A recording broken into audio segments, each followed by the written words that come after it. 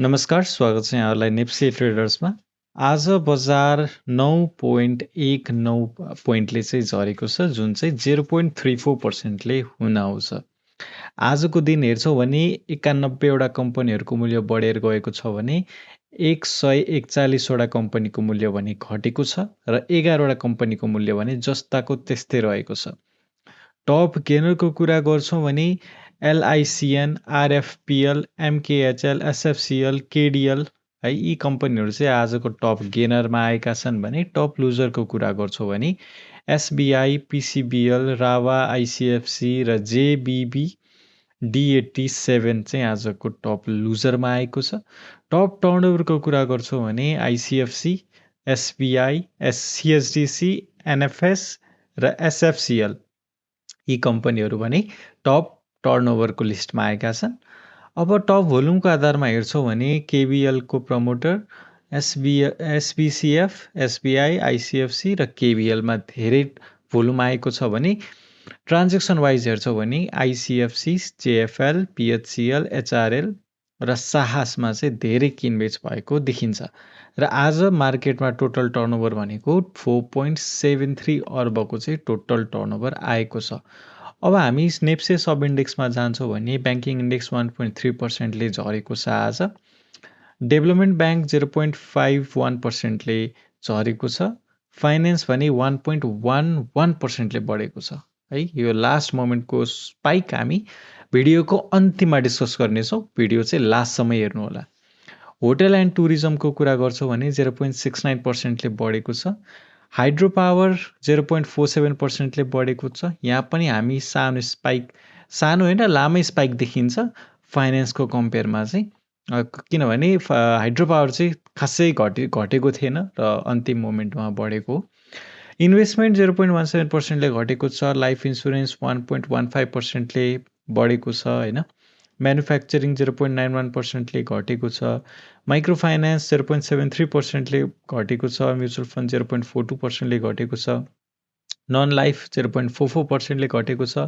Other sector 0.32%ले झरेको छ। Trading index पनि 0.39%ले बढेको छ। अब हामी नेप्सेको टेक्निकल एनालिसिस गरौँ। सो टेक्निकली बजारमा हामी हेर्छौँ भने आज पनि यो डाउन ट्रेन्ड चाहिँ कन्टिन्यू नै रहेको छ। जुन प्रकारको हामीले अब यहाँबाट चाहिँ लोवर लो बनाएर माथि जान्छ भन्ने आश राखेका थियौँ। अहिले चाहिँ दुईवटा किसिमको चाहिँ ट्रेन्ड लाइन हामी चाहिँ होप गर्न सक्छौँ। दुईवटा प्रोबेबिलिटी आएको छ यहाँनिर। एउटा भनेको चाहिँ यो बटमदेखि लिएर है यो एउटा ट्रेन्ड लाइन छ होइन, किनभने पहिलो यहाँनिर ठोकेर गएको हो भने पक्कै पनि यसले जुन बनाउने ट्रेन्ड लाइन हुन्छ त्यहाँसम्म बजार आउने सम्भावना पनि रहन्छ है। र अर्को ट्रेन्ड लाइन भनेको यो हायर हाई पोइन्टदेखि लिएर यो पोइन्ट है त। सो हामीले यहाँनिर दुई किसिमको ट्रेन्ड लाइन हेर्न सक्छौँ। दुइटै फलो गरिरहेको छ बजारले एक तरिकाको। दुइटैमा दुईचोटि यो ट्रेन्ड लाइनमा ठोकेको छ र त्यसै गरी तल पनि दुईचोटि ट्रेन्ड लाइनमा ठोकेको छ। अब जित्छ कसले? यसलाई चाहिँ हामी युजुअली ट्रायङ्गल प्याटर्न भन्छौँ। युजुअली जता ब्रेकआउट हुन्छ त्यतैतिर चाहिँ बजार केही समयसम्म त्यही ट्रेन्डलाई फलो गर्ने सम्भावना धेरै रहन्छ। तर यस्तो भन्दै जाँदाखेरि फेरि हाम्रो मोमेन्टमहरूको कुरा, अहिले बजार झर्नुको एउटै मात्र कारण भनेको राजनीतिक अस्थिरता चाहिँ नभएको है। अस्थिरताको कारणले गर्दाखेरि चाहिँ बजारमा अहिले यस प्रकारको गिरावट भइरहेको छ। धेरै जस्तो राजनीतिक दलहरूले प्रदर्शन गरिरहेका छन् है। त्यस कारणले गर्दाखेरि पनि अहिले बजारमा खासै चाहिँ उछाल नआउनुको रिजन, किनभने पोलिटिक्स र हाम्रो सेयर बजार एकदमै जोडिएका छन् है।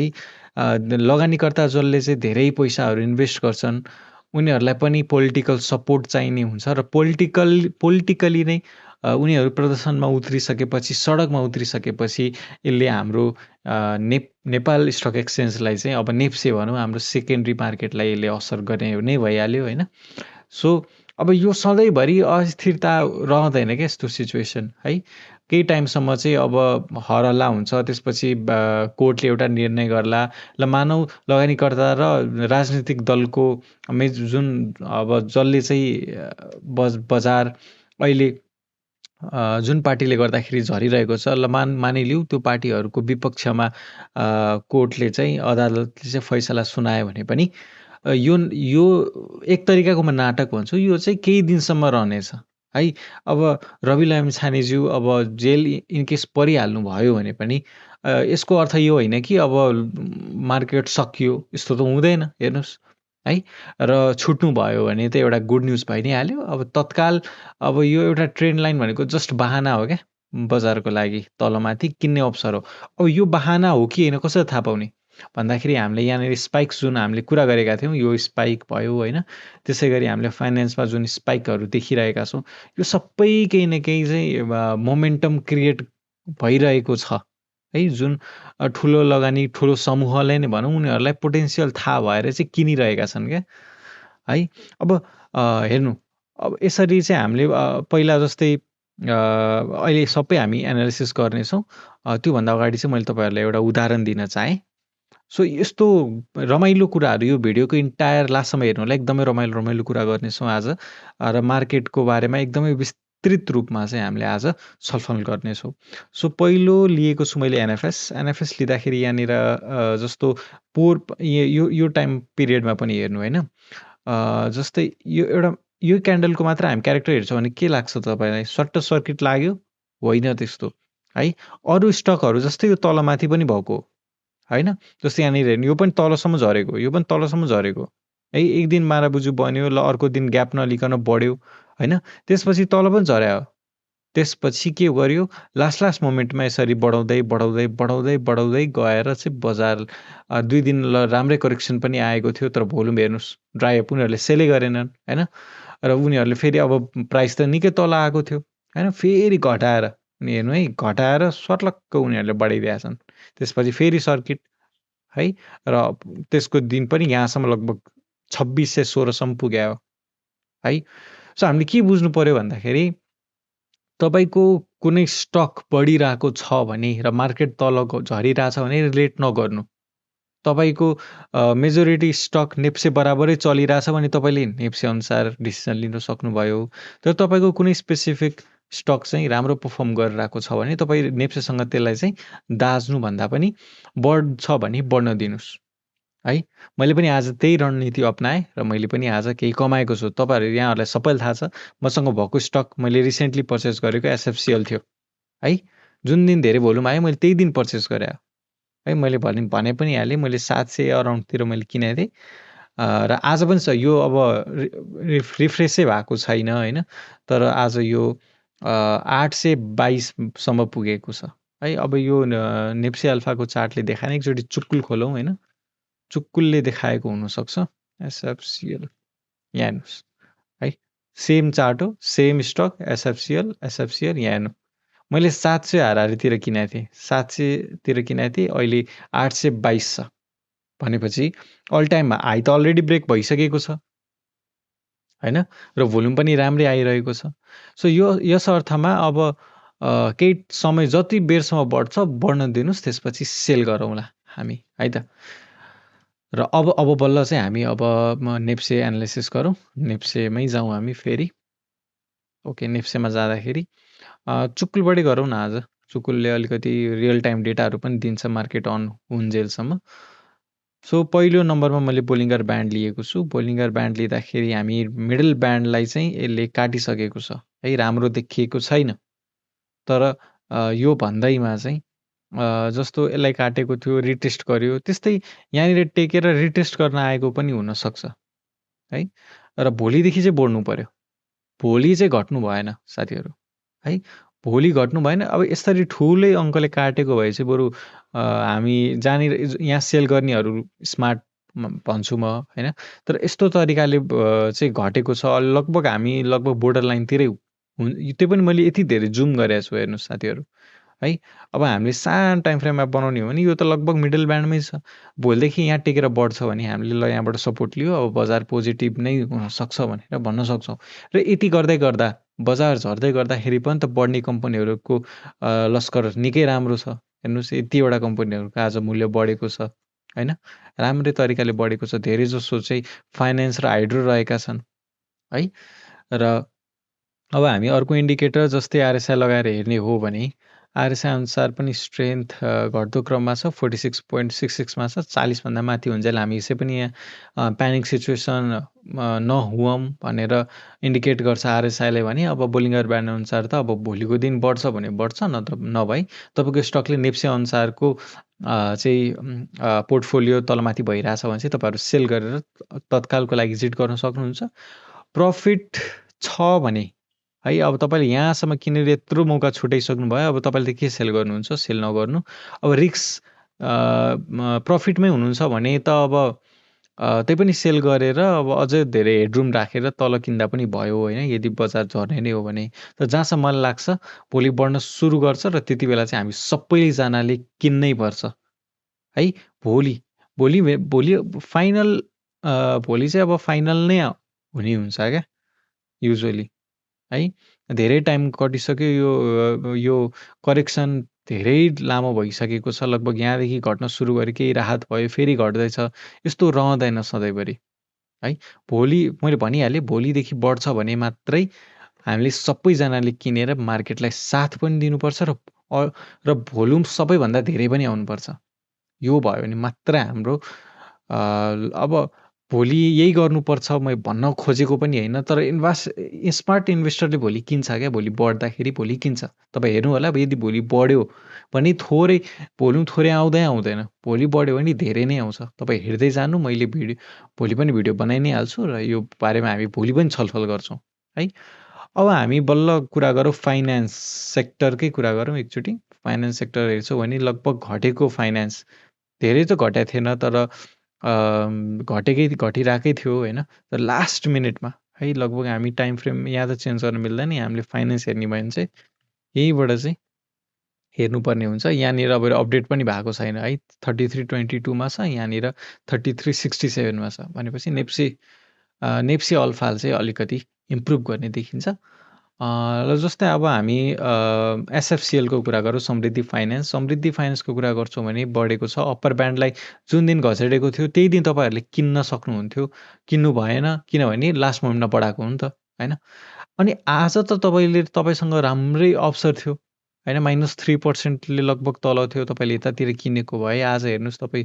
अब यस्तो हो, युजुअली सर्किट लगाउने जुन ग्रुपहरूले सर्किट लाउनुको रिजन चाहिँ के हुन्छ भन्दाखेरि केही टाइम सर्किट लाउने अनि डम्प गर्ने हुन्छ।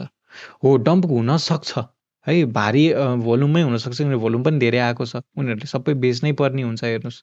तर जुन तरिकाको भोल्युम आइरहेछ यो केही दिनसम्म अझ तान्छ जस्तो लाग्छ मलाई है। यहीँसम्म बढाउनको लागि त यत्रो धेरै भोल्युम त यिनीहरूले थोरै भोल्युमले पनि हुनसक्थ्यो होला नि त, यत्रो भोल्युम आउनै पर्दैन थियो पहिला कुरा होइन। सो यो भनेपछि चाहिँ डम्प गर्नलाई अझ 11-1200 सम्म हामीसँग छ। यो त मैले धेरै मिनिमम भनेको, जुन तरिकाले एनएफएस बढेको थियो त्यो हिसाबले हामी हेर्ने हो भने त हेर्नु त 1 2 3 4 5 6 7 8 9 10 11 दिन, लगभग 2 हप्ता जति चाहिँ यसरी सर्किट लगाइएको छ। भनेपछि यो त हाम्रो सुरुवात हो होइन, आज मात्र यसरी बढेको होइन एनएफएस चाहिँ है। एनएफएस पनि राम्रो बढेको छ होइन, तर एनएफएसको मिडल ब्यान्ड कटेर गएको छ। यहाँ पनि हामीले लगानी गर्न सक्ने अवस्था सृजना भइरहेको छ। अझ हामी डबल त्यो हुनको लागि त अप्पर ब्यान्डलाई कट्नु पऱ्यो। अप्पर ब्यान्ड कट्दाखेरि फेरि हामी धेरै माथिको मूल्यमा किन्नुपर्ने हुन्छ, लगभग 1550 किन्नुपर्ने अवस्था आउँछ। बरु अहिले 1400को झन्डै 100 रुपियाँ सस्तो पाइरहेको बेला, 150 रुपियाँ सस्तो पाइरहेको बेला अहिले किन्दाखेरि धेरै स्मार्ट हुन्छ है। र एसएफसिएलको कुरा गर्छौँ भने त अहिले पनि हामी धेरै सस्तोमा छौँ है। अब यो 1000 कट्यो भने ल कुनै बेला 800तिर पाइन्थ्यो, 700तिर पाइन्थ्यो भन्थ्यौँ होला हामीले होइन। अब मैले 700मा किनेँ, अब आज 822 छ, भोलि अब 900तिर जाला होइन, अथवा 900 कट्ला, हेरौँ होइन। सो यस प्रकारले तपाईँहरू पनि यो अब बोलिङ्गर ब्यान्डको अप्पर ब्यान्ड काटिसकेको छ। अब अरू इन्डिकेटर पनि हेर्छौँ, एमएसिडी हेर्छौँ भने एमएसिडी अनुसार पनि पोजिटिभ छ, हिस्टोग्राम बढ्दो क्रममा छ र आरएसआई त आज अब छिट्टै यो एकदमै स्याचुरेट लगभग 90 ओभरबट जोनतिर चाहिँ जान्छ। त्यसपछि चाहिँ अलि रिस्की हुनसक्छ। अहिले 70 60 70 को भनेको त एकदमै लगानी गर्नलाई उपयुक्त टाइम हो। त्यो पनि सर्ट टर्मको लागि है, लङ टर्म भनेको होइन। यो लङ टर्म लगानी गर्न कतिको ठिक छ छैन, यसको अब फाइनेन्सहरूमा चाहिँ अब तपाईँले लङ टर्म इन्भेस्ट गर्न चाहनुहुन्छ भने यसको स्ट्राटेजी अलि डिफ्रेन्ट छ, म तपाईँहरूलाई सिकाइहाल्छु त्यो पनि। जस्तै अब तपाईँहरूले ब्याङ्क झर्दा पनि बढ्दा पनि किन्दा भयो होइन, किनभने हरेक वर्ष सस्तो पनि छ, डिभिडेन्ड पनि राम्रै ठिकठाक दिन्छ होइन। तर समृद्धि अब फाइनेन्सहरू चाहिँ के हुन्छ भन्दाखेरि ल मानिलिउँ डिभिडेन्ड पनि राम्रो दिन्छ इयरली, तर यहाँनिर के छ त फ्लक्चुएसन धेरै छ नि त, तल पनि माथि जान्छ, माथि पनि जान्छ, तल पनि झर्छ होइन। सो यो प्रकारले तपाईँले यहाँनिर अपर्च्युनिटी हेर्नुपर्ने हुन्छ क्या होइन। लङ टर्म मैले भनिहालेँ, यो हाम्रो उद्देश्य भनेको लङ टर्म होल्ड गर्ने। इक्जाम्पल मैले पनि फाइनेन्सहरू लङ टर्मदेखि होल्ड गर्दै आएको पनि छु होइन। तर कसरी लङ टर्म इन्भेस्ट गर्ने भन्दाखेरि तपाईँले यहाँनिर ट्रेड गरेर लङ टर्म इन्भेस्ट गर्ने हो क्या। जस्तै तपाईँले सर्ट टर्ममा यहाँ किन्नुभयो, माथि बेच्नुभयो होइन, फेरि तल झर्छ, फेरि किन्नुभयो, बाँकी जुन प्रफिट तर तपाईँले सेल गर्दाखेरि के सेल गर्नु पऱ्यो भन्दाखेरि जतिले तपाईँले यहाँ किन्दाखेरि जति अमाउन्ट तपाईँको भएको थियो नि त्यति मात्र यहाँनिर माथि जाँदाखेरि त्यति मात्र अमाउन्टको बेचिदिने क्या, बाँकीको किता चाहिँ छोडिदिने। यो तपाईँको प्योर प्रफिट हो भनेर बिर्सिदिने क्या त्यसलाई। हो त्यसरी तपाईँले गर्नुभयो भने तपाईँले कम्पाउन्डिङको पनि मजा लिन पाउनुभयो र तपाईँले ट्रेडिङबाट पनि राम्रै मुनाफा कमाउन सक्नुहुन्छ। र जित्ने भनेको त्यस्तै लगानीकर्ताहरूले हो है, किनभने फेरि अल टाइम गएको बेला तपाईँले सबै फालिदिन सक्नुभयो नि त होइन। मैले चाहिँ के भन्न खोजेको भन्दाखेरि अब यहाँनिर अझै हेडरुम छ। मैले तपाईँलाई के भने, यहाँनिर ल मानिलिउँ 40,000को किन्नुभयो, यहाँ माथि जाँदाखेरि 40,000को मात्र बेचिदिनु, बाँकी राखिदिनु। तपाईँ यस्तो नगरेर तपाईँले यहाँनिर 40,000को किन्नुभयो, यहाँ पुग्दा सबै बेचिदिनु भयो होइन। र झर्दाखेरि तपाईँले जति प्रफिट कमाउनु भयो त्यति प्रफिटको मात्र फेरि किनिदिनु न होइन। तैँले किन्दाखेरि अझ धेरै किन्नुहुन्छ, थाहा छ फाइनेन्सले हामीलाई कन्ट्रोल गर्नै सिकाउँदैन त एकदमै।